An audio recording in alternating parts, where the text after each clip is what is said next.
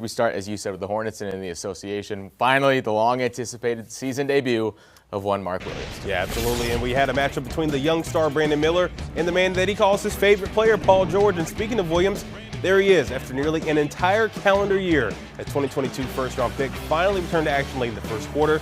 Williams with quite the ovation in his first game back here in 2024. And speaking of being back, this guy was as well. Former Hornet Kelly Oubre now in another year with Philly. He pulls up from the top of the key and hit that three, part of a 9-point first quarter for him. Charlotte down 8. Second quarter, Hornets in an even bigger hole. Mark Williams with the defense all over him, still able to get the lay-in to fall. His first and only field goal of the night, just 4 points for Williams in 9 minutes. Hornets have trailed by as much as 19, but they get hot in the second half. Brandon Miller knocks down that trade from the sweet spot there. Charlotte only down 4 now.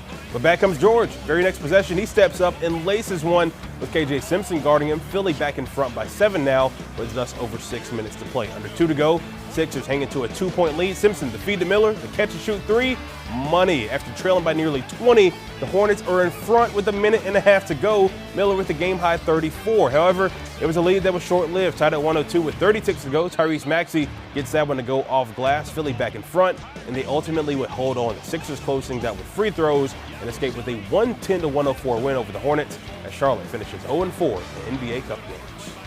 I just didn't think that from the jump we were ready to hoop tonight. I thought that Philly, give them credit, their physicality kind of took us out of a rhythm offensively. I thought defensively, our execution of coverages isn't as sharp as it has been in previous nights. And again, even on the defensive end, just like not enough of that competitiveness and toughness. And then I thought in the second half, we do what we usually do. And we competed a lot harder. I thought we were a little bit sharper, and we gave ourselves a chance. But you got to be ready to play in the first half.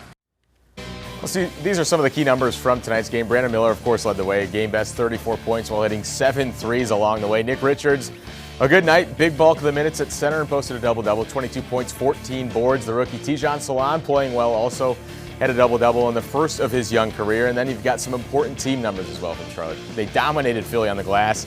47-31, however, the Hornets did have 19 turnovers tonight to only 12 from the Sixers. And I just feel like it's becoming a common theme. Yeah. Especially over the course of this homestand. It's just close games. They get down early, find a way to get it tight, and it just seems like they run out of horses offensively. Yeah, that's the main thing, too. I mean, you look over the past of about 3 or 4 of these 5 games they recently had, they had a lead in the back half of the fourth quarter and ultimately squandered it. And you mentioned the 19 turnovers there. We saw a pretty similar story in the Magic game last week as well. Season best 27 turnovers. When you're getting 27 or 19 possessions where you're not even getting a shot up, that's definitely going to be tough for this team. And you mentioned not having some of those horses. I mean, if you have a LaMelo Ball, if you have Brandon Miller, not Brandon Miller, he's going with his thing, but Miles Bridges and other guys as well, even Trey Mann off the bench.